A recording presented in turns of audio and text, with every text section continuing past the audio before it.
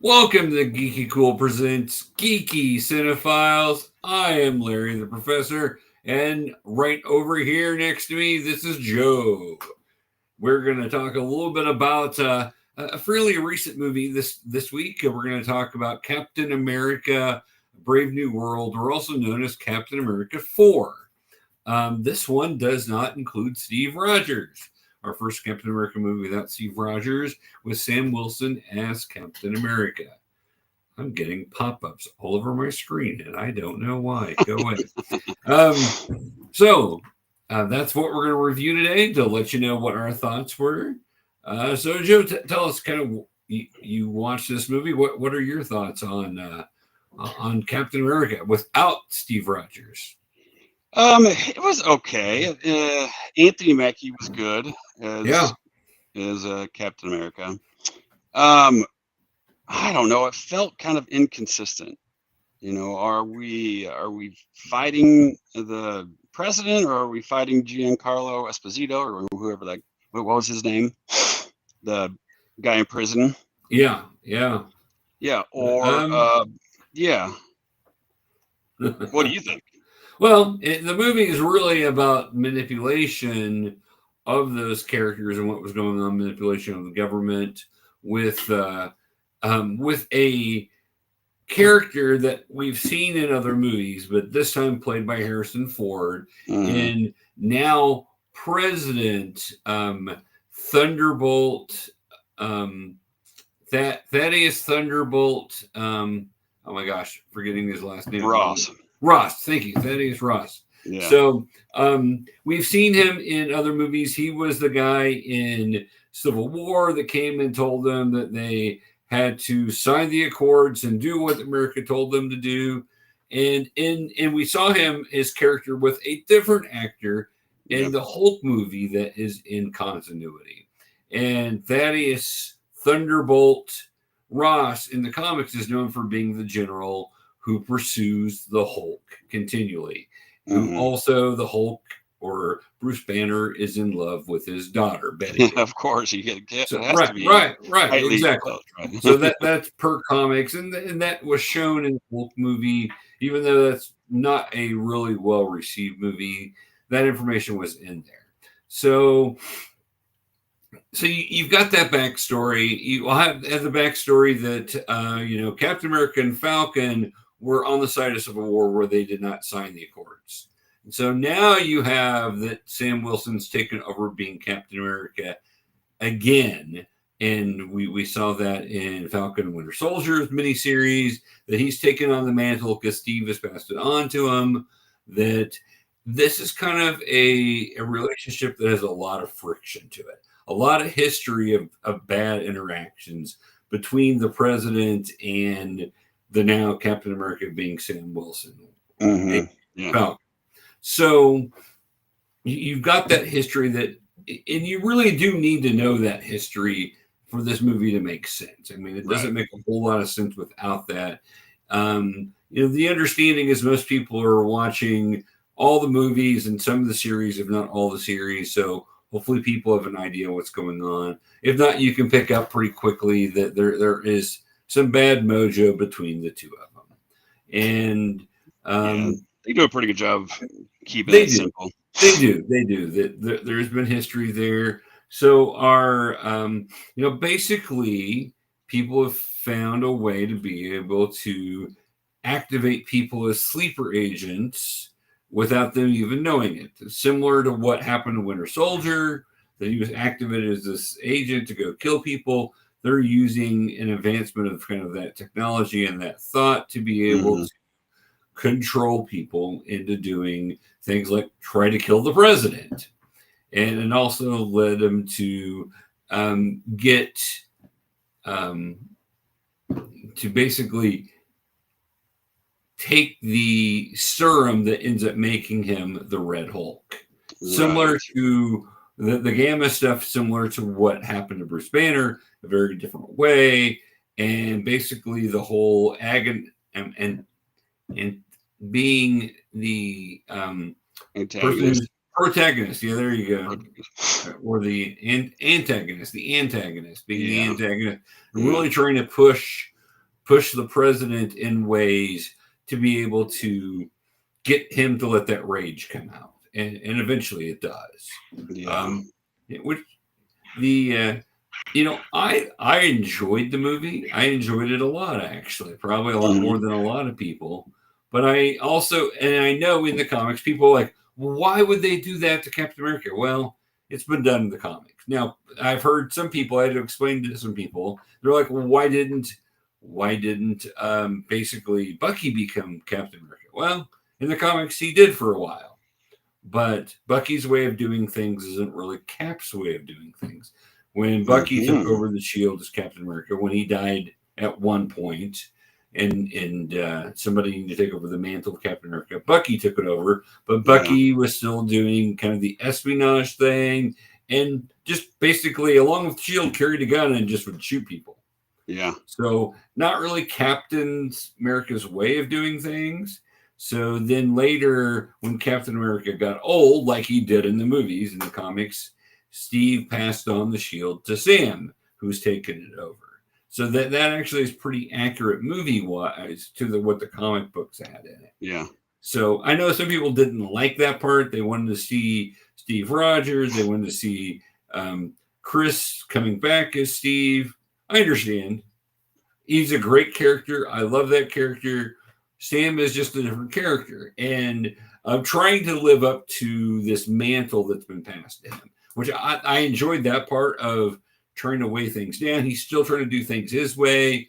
Still has the wings, of course, which is a big vital part of him. Has even improved him and made him a vibranium now, which is really cool. Yeah. So there were some cool parts in this movie. This movie did not do well as far as being received. Really, the critics and everybody else. So when you look at the reviews of it, we've got an IMDb score of. I just had it up here. Go away. I think that thing's blocking it. I hate when things pop up and block it. We've got a 5.7 out of 10 on IMDb. On Letterboxd, it's 2.5 out of 5. Yeah. And Rotten Tomatoes gives it a 47% from the critics, but a 77% from the average movie watcher, which is more on the line of where I was thinking would probably be more of a 77% from people. Yeah. Right. The movie had a lot of action. The movie had intrigue to it. I enjoyed the movie. It wasn't Captain America Winter Soldier, which is just this amazing movie. Yeah. Or the first Avengers. But I think it's one of the better ones in the last 3 years of Marvel movies. I flat enjoyed it. I thought it was well done, and I thought people did not give it nearly the praise it deserved, because I thought it was well thought out and showed a lot of depth to characters and really built them out. And I really liked the Red Hulk showing up. I enjoyed that. It was waiting for him. Yeah, and the fact that you have Thaddeus, who hated the Hulk, hunted the Hulk, now becoming a Hulk. Yeah. So now he has to deal with what Bruce was going through when he was hunting Bruce. See, now how did that come into play, though? So not only the guy could control his mind from what was the villain's name? Here, let me look that up, because I got distracted and didn't get all my Samuel Stearns. Yeah. So Samuel Stearns could control people's minds by giving them pills, right? By giving them pills. And over time, it introduces gamma into their body, and then, but yes, and his pills were given to him by, and this guy was a Nazi / Hydra scientist, and basically had tricked Thaddeus Thunderbolt into taking these pills to help extend his life because of the cancer that he had. He had progressive cancer that was going to cause him to die, And he basically, well, I can fix that for you. You can take these pills. And of course, in that process, had been slipping in gamma to be able to cause that problem. But how would he know he's going to turn him in? He's going to turn into the Hulk if he gets too. Well, he was. I think he was hoping, and there had been a lot of research on what had turned the Hulk into the Hulk, what had turned Bruce Banner into the Hulk. So there was a lot of government information about that. You also have character from Captain America: Winter Soldier who was on Steve's assault team that turned against him in that movie, that came back in this movie as kind of the leader of the oh my gosh, he's called the Serpent, leader of the Serpent, which is a bad guy group of people that just basically want to cause havoc. It kind of extends out from Hydra there. Okay, and that's who Giancarlo Esposito was? Yes. Seth Bulker. Okay. Yes. Okay. Yeah, I mean, it was quick and it was tight. You know, it was a tight movie. It didn't drag on. It didn't try to do too much in terms of dialogue. I think the dialogue was a little simple at times. It was a little simple. I agree.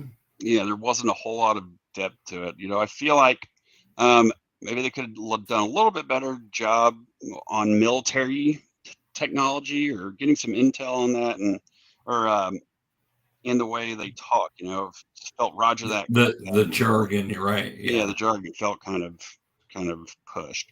And then I don't understand why.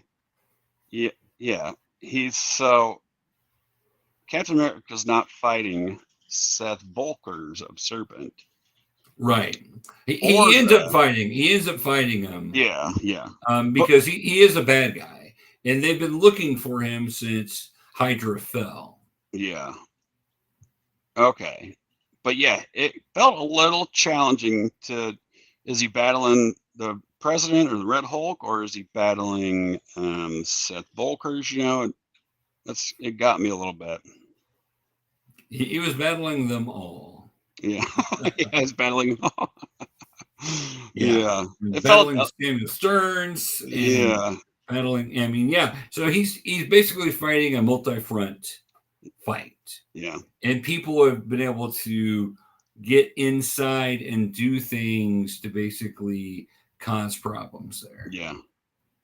Seth Bulker, Sidewinder is what he's also known as. Yeah.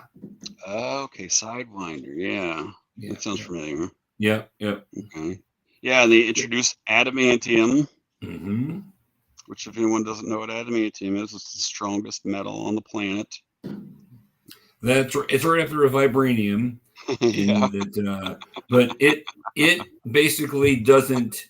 Vibranium uses the sound waves to be able to do its special features, where adamantium does not. It's just more super hard. So yep. And of course, best known for Wolverine's claws and whole skeleton. But you know, when Wolverine pops his claws, you see the metal claws come out. That's what that is for people that don't know. And that's how they introduce it into this universe, because we've seen it in the X-Men universe over on Sony, or over on Fox, which now is owned by Marvel. So now they're bringing it in by the whole crazy celestial thing that was in the Celestials that ended with a giant statue there. And then, you know, that was part of that whole battle of who was going to get the rights to this and all of that. And now I did find it interesting that they did play into Ross's kind of hot-headedness, especially as being a general and being president, and showed how he was able to be manipulated with that. And I know some people are making correlations to the current president with it. This is kind of how his character was anyway. I don't remember a time where Ross actually becomes the president of the United States. Right. But this is how Ross interacts with things. So it does stay very true to that character, and making him president was an interesting way to be able to push that even more forward. I like that. I liked how one, I can relate to the character because I've seen him and I've known him before. Yeah. But yeah, the fact that he would get promoted over a series of years, you know. Right. And after he led the whole things as subordinate, the Accords, the Accords. After he led that, Soviet Accords, that that would put him in a place that certain people would like him enough to be able to get him promoted to run for president. Yeah, you can see that happen. We see that happen. We in history we've seen that happen when generals win big battles or do something amazing. That you got Eisenhower as an example, and of course President Grant as an example. Yep. So you've got those people that were those generals in big major areas that end up being promoted to be president eventually. And the presidential theme kind of rings true to today, is relevant to today, because it was the president is corrupt, but he may be a good person, but it Right. plays into societal things that are going on around us. Right. No, it certainly does. It certainly does. Especially, a president who had major flaws, did things very wrong, admits that things went very wrong, wants to change. How much of that's true now, you can read into whatever you want to there, because there are people that are going to love us or hate us no matter what we say there, Joe, with talking about the president. But yeah. So we're not. That's not what we're really doing. We're not really trying to have any political commentary on it. Yeah. That's just it kind of fits into the mold without it being a direct correlation. Yeah. So I think the people that said that, this is just this is that either came out in favor of the portrayal because they felt like that put the current president, President Trump, in a bad light, or the people that were adamant that this is horrible because they felt like it put the president in a bad light.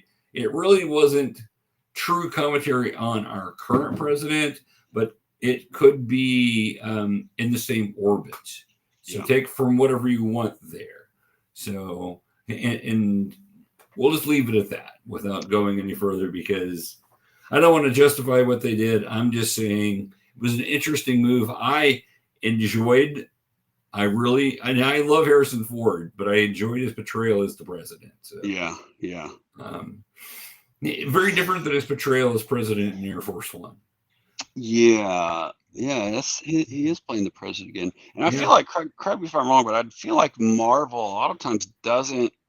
They obviously live in a fictional world, but I feel like they don't typically have the president in the movie, right? Or if they don't typically, or it's a 2-second shot tells somebody to fire the shot, or right. Yeah, this is, I think, the first time they focused on a sitting president, somebody in there. They had Ross talking for the president in Civil War, but they didn't really flash to the president himself. Right. So, I think you're exactly right. I think it's the first time we've actually seen the president in one of these movies. Yeah. If not, it is, like you said, just the little bit where somebody's appealing to the president, or the president's telling him to take the shot or something like that. But it's a rarity. So special effects I thought were really good. I loved the effects of the Hulk. I loved the effects of the flying with Captain America / Falcon and Red Wing. I thought Red Wing in there is a little robot. In the comics, Red Wing is an actual real life Falcon that he has. Okay. But in this one, they've made him, a robot, of course. Yeah.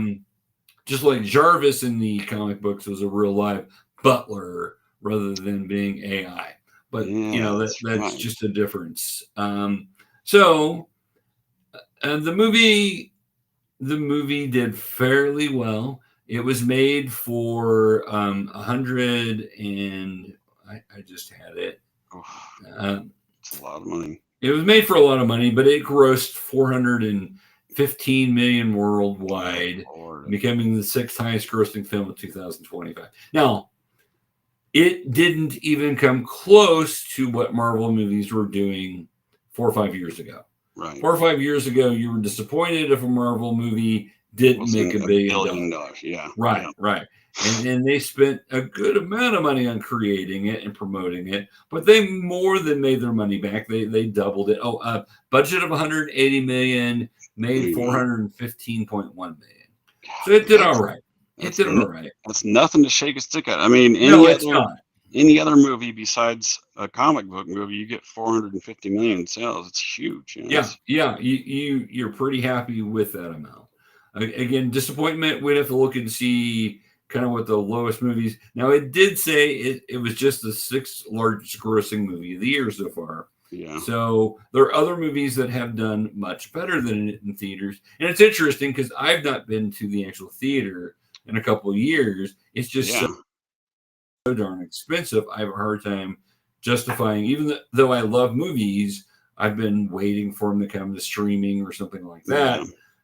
Just out of that sake. Now, there's some movies this summer, Superman and Fantastic Four, that I plan on seeing both in the theaters, but it'll also depend on how life goes. I'm looking forward to Superman. So, yeah, I am too. I'm more of a Marvel guy, and Superman's always been a character that I found a little boring overall. But the movie Superman with Christopher Reeves, I thought, especially the first two, I loved. And then like the other ones after, even though they were, a little on the hokey side. And then, but yeah, I am super excited. I love the kind of the feel of what they're doing. We'll see how it goes. And I'm sure we'll review that one later in the summer after it comes out on July 11th. Fantastic Four, I'm real excited for also. I love the 60s retro futuristic thing that they're doing. I just love that. If everything could be set in that kind of world, and I know what they're doing with that is they're going to merge all the worlds into one. So with Doomsday and Secret Wars that are going to happen, something's going to happen to cause all the universes to come together. And so all these characters are going to end up in the main Marvel universe. But right now they're in a separate universe that's set in the 60s, which is kind of cool. So Marvel does do a really good job of connecting it all, whether that be in writing or just name dropping. They really do. It'd be challenging. They do a very good job of it. They've got that part down.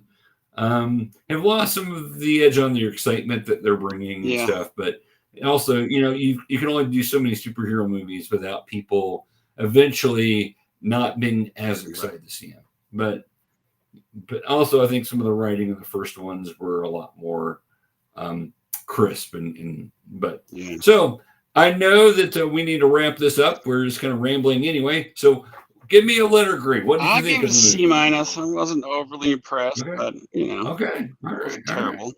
So I agree, it wasn't terrible. I liked it better than you did. I gave it a B. I thought it hit on the right things for me, what I was looking for. I turned and went, "What's all the hate for in this movie? I don't get it." Even if you didn't love it, and I know you didn't love it, you liked it but didn't love it. It still wasn't one of those things where, because there are movies, there have been some Marvel movies that I've been like, what was the point of watching this? Yeah, me too. And so, which is sad because they were never any that way before a few years ago. But that definitely wasn't this. But everybody was hating on this. Were they? Yeah. Some of it was that people were expecting to see Steve Rogers. Even though on all the ads, clearly it's Sam Wilson, right? But I don't know what they were thinking. Anyway, but that's what we've got for today for you guys. Hope you appreciated our review. Let us know in our comments what you think, what kind of letter grade you give it. And we should be back next week for another one of these. I think it's Joe's turn to pick something. And we'll do that. I've got something lined up for a couple weeks from now that I haven't even told Joe about. A request from one of our viewers. Cool. I got a request from a viewer on what we should do in one coming up. So I'll use that in a couple of weeks. Yeah. So, but until next week, keep watching movies and